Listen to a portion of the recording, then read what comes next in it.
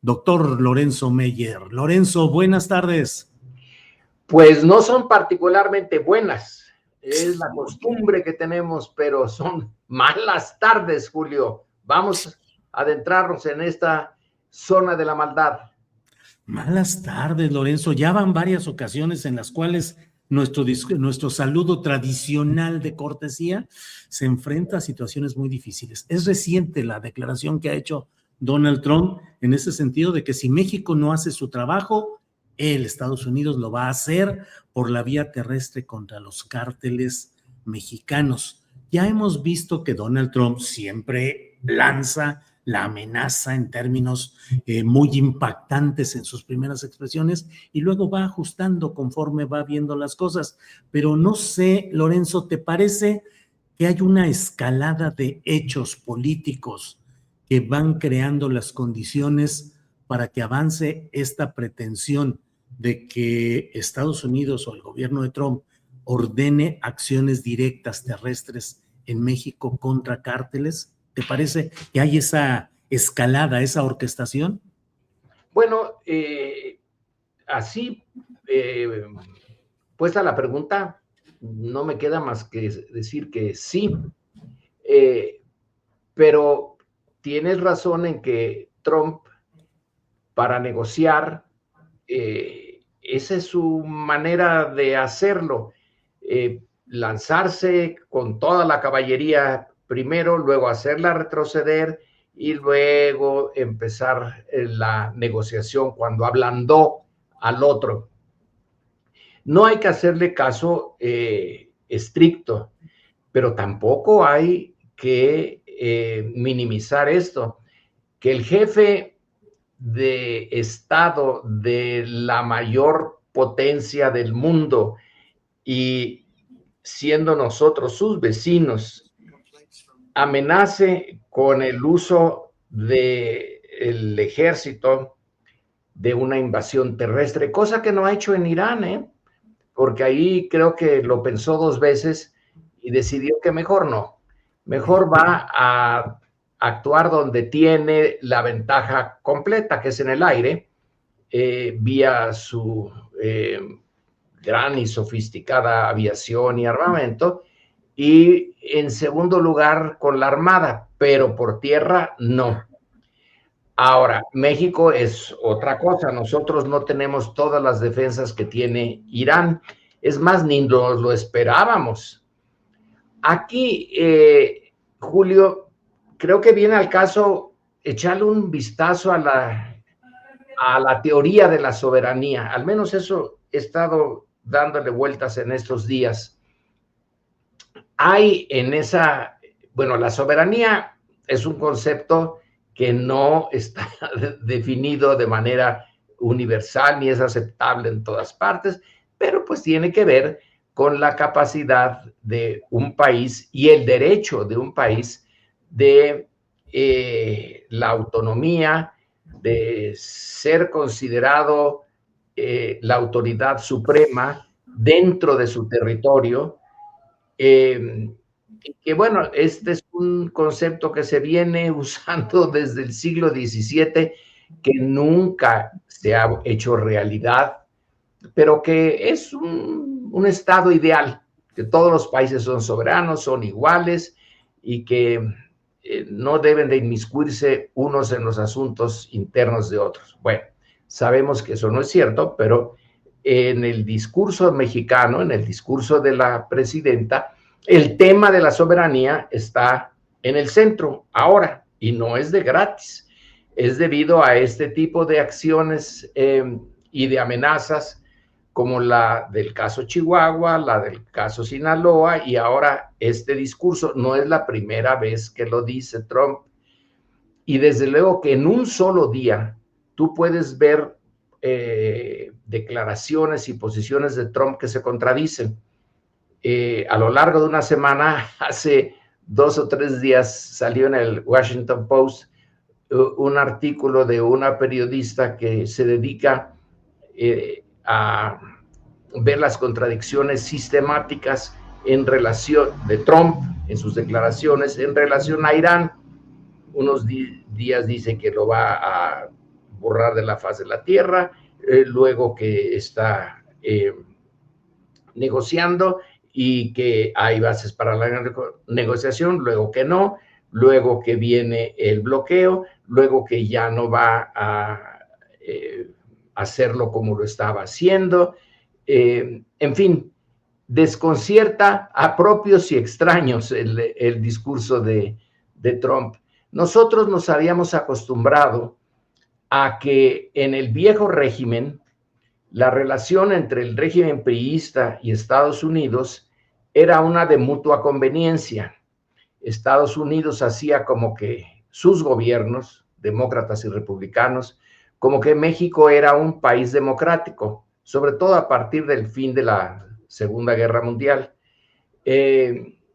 y que no representaba ningún problema. Sí había problemas, desde luego, pero era un gobierno legítimo, democrático, etc. La contraparte es que México le aseguraba a Estados Unidos una política discretamente, pero muy eficaz, anticomunista en su frontera. Y como era la Guerra Fría, pues ahí estaban los dos bien acomodados. Se termina la Guerra Fría y se termina la era del dominio priista. Y entonces hay este momento de reacomodo, de volver a repensar la naturaleza de fondo entre Estados Unidos y México. Además de que se acaba la Guerra Fría, viene el Tratado de Libre Comercio. Y bueno, aquí ya el escenario es uno en donde Estados Unidos sí muestra su disgusto de tarde en tarde, y no se trata de cubrir al gobierno mexicano, ni de estar señalando públicamente que la relación es perfecta. No, no lo es, nunca lo ha sido, pero ahora sí se habla ya de diferencias. Y aquí meto dos conceptos de soberanía, Julio, que me parecen útiles: la soberanía externa y la soberanía interna. Hacia el exterior, nosotros tenemos muy pocas defensas frente a lo que es hoy la principal potencia del mundo. Quizá no lo sea dentro de unos años, pero ahorita sigue siéndolo. Una potencia que en una declaración de hace muy pocos días, Trump dijo que ellos se comportaban como piratas y se robaban el petróleo que querían. Lo dijo, y yo sí me sorprendí. Ya sabía que se comportan como piratas, pero no que lo admitieran, y sobre todo que lo dijeran con mucho orgullo. Entonces, está la gran potencia echando a un lado las normas tradicionales del derecho internacional que nunca se han cumplido, pero que ahí están. Son una cierta homenaje del vicio a la virtud. Ahí están, deben de ser respetadas. Ahora Estados Unidos ya no la respeta y lo dice abiertamente. Bueno, tenemos que estar conscientes de eso. Pero la soberanía interna, allí sí tenemos instrumentos y obligaciones. La soberanía interna significa que el Estado tiene la capacidad de realmente gobernar al interior de sus fronteras. Y una de las esencias del Estado, y aquí tomo a Max Weber, que me parece que es una definición que sigue teniendo muchísima importancia, es la capacidad del Estado de monopolizar la violencia legítima y ejercerla, la violencia legítima. Sí. Ahora, esa es la característica fundamental de todo Estado en relación a la fuerza y a la violencia.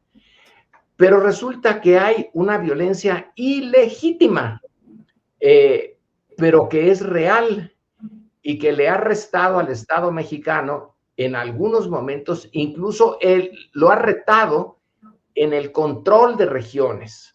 Un Estado que no puede controlar al interior el ejercicio del poder y de la administración tiene una falla fuerte.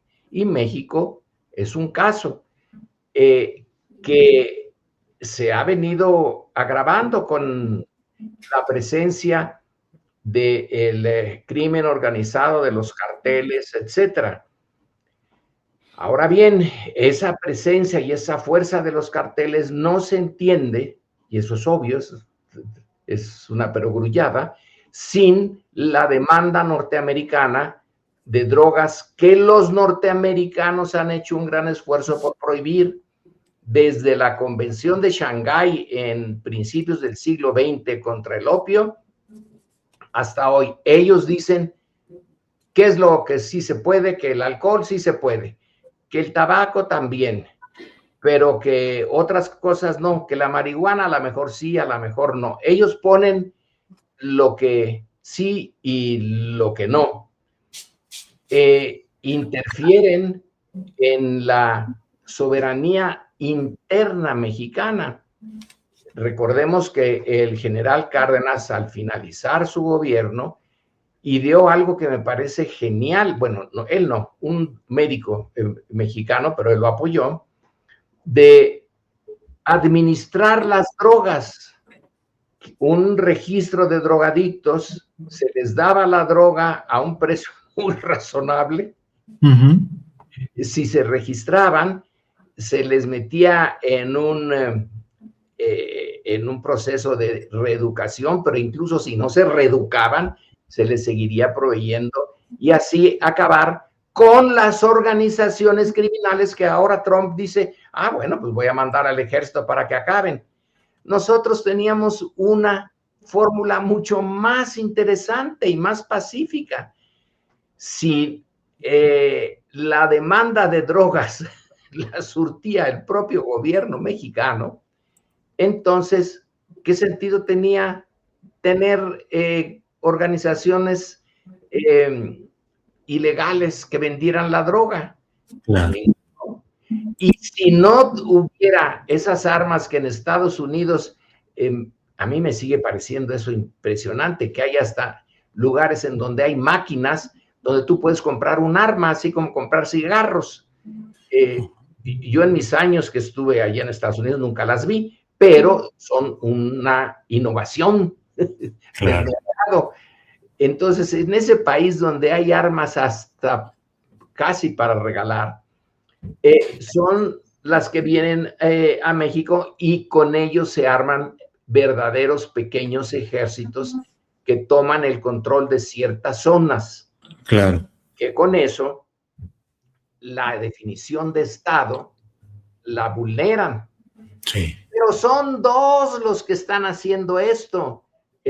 Hoy en un artículo hago referencia a Sor Juana Inés de la Cruz, de el que tanto peca, no tanto, porque dice ¿quién es más culpable?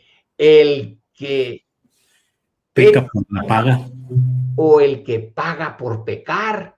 Los norteamericanos, y ahí Sor Juana ya le está echando la culpa a los Estados Unidos. Los que pagan por pecar, los que pagan por la droga, tienen un grado mayor de culpa, aunque, como dice Sor Juana, los dos sí. Tienen responsabilidades. Oye, Sor Juana en la geopolítica. Ahora, Lorenzo, en lo que planteas me llama la atención en los dos planos, la soberanía externa y la soberanía interna, por cuestiones de la asimetría económica y militar, de imperio que es Estados Unidos respecto a México, pues no tenemos esa soberanía, no la podemos tener porque no estamos en condiciones de reclamar una verdadera soberanía ahí. Si fuera la mitad de la fórmula, diríamos esa mitad no.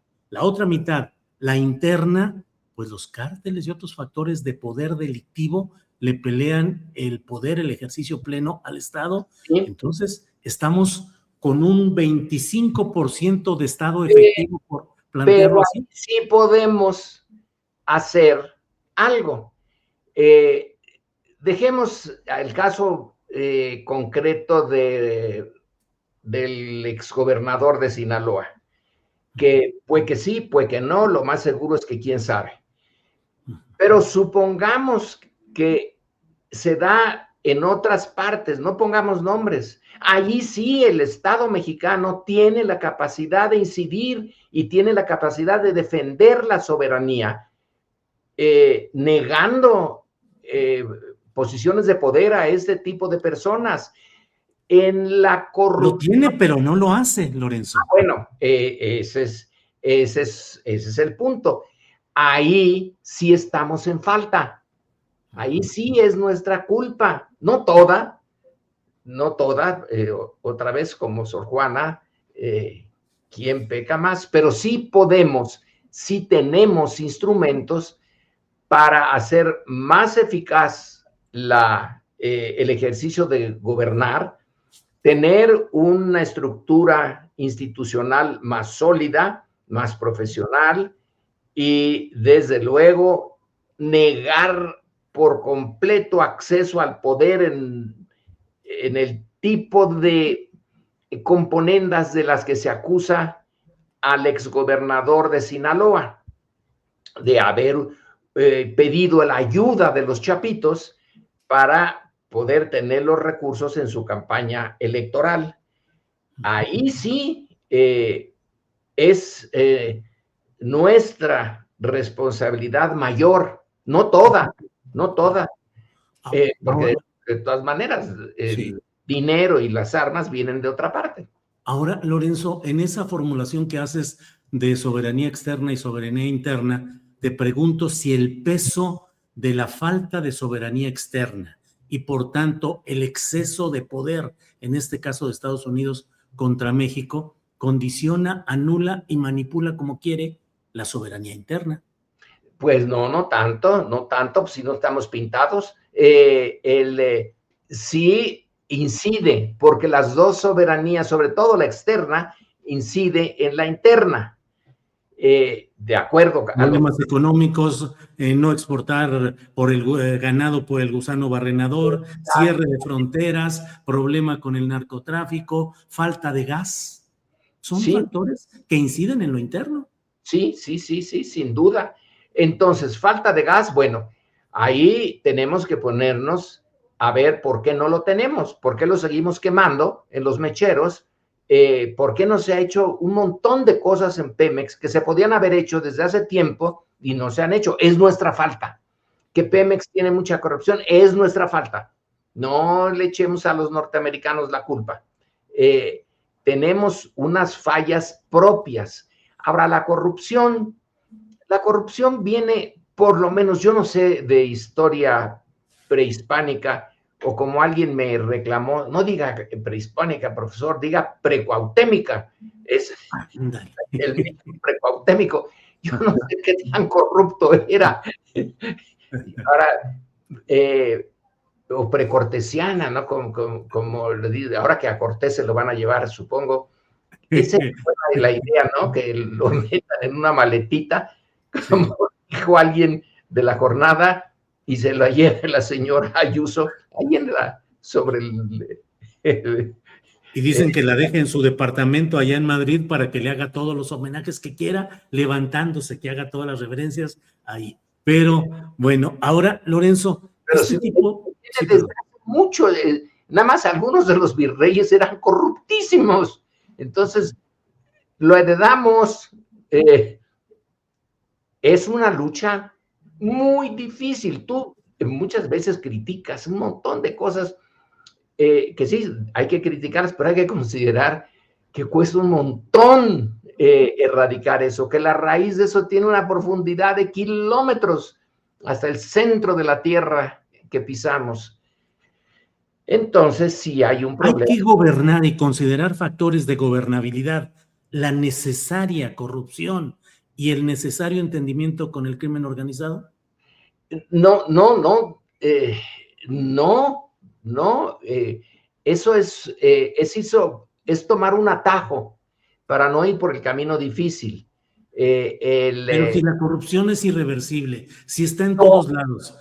no si es no se puede combatir, hay que asumirla como un factor de gobernabilidad. No, yo digo que es muy difícil combatirla, pero no es irreversible. La corrupción estuvo en todos los países del mundo, hasta en los escandinavos hace tiempo. La han limitado. La mafia sigue en Japón, pero muy limitadita. La yakuza es una mafita chiquita en Japón y no interfiere en lo esencial. Ahí está, pero bueno, en todos lados está. Lo que pasa es que en nuestro caso se salió de madre y cuenta con recursos provenientes de Estados Unidos. Es muy difícil, pero hay que insistirle. No hay, en este caso, no hay forma de hacerse a un lado. Si uno pacta con el crimen organizado, pues entonces, ¿para qué quitamos al PRI? Pues ellos ya sabían hacerlo muy bien. Era casi parte de... Yo tenía un colega del Colegio de México, fíjate, que después fue al PRI, y entonces dijo que él también hacía exámenes de ingreso a sus alumnos, porque estaba a cargo de unos cursos. Entonces les exigía que por lo menos cada uno de los alumnos se hubiera robado las urnas de su pueblo. Y entonces sí, ya lo dejaba entrar.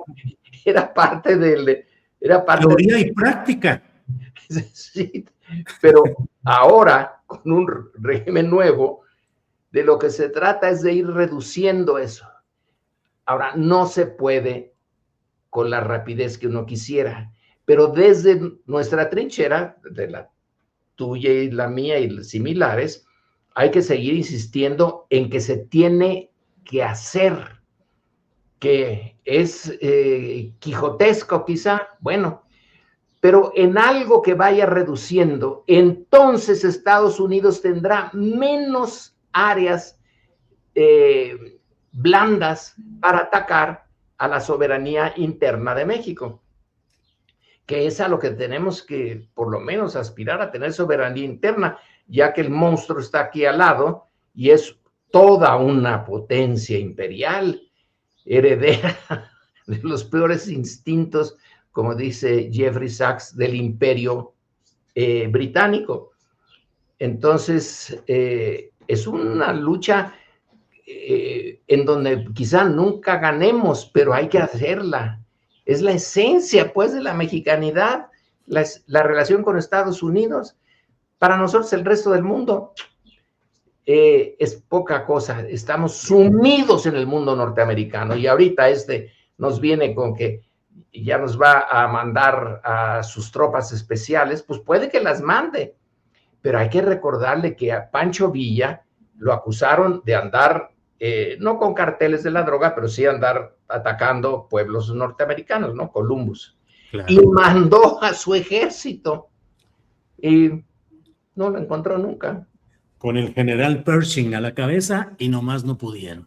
Lorenzo, pues a nosotros ya no nos toca por edad estar puestos para enarbolar nuestro rifle, nuestro 30-30 o algún arma de defensa, pero pareciera que toca a la puerta algo que puede ser una incursión extranjera. Veremos qué es lo que sucede en estas amenazas o amagos al estilo Trump, que luego se echa para atrás en unas, en otras no. Iremos viendo, Lorenzo. Sí, malos tiempos estos. Malas tardes, Lorenzo, en lugar de buenas tardes. Hay que sobrevivir. Sí. Lorenzo, muchas gracias como siempre. Nos vemos la próxima semana. Hasta la próxima. Que se acumula de aquí a entonces, Lorenzo. Gracias. Hasta luego.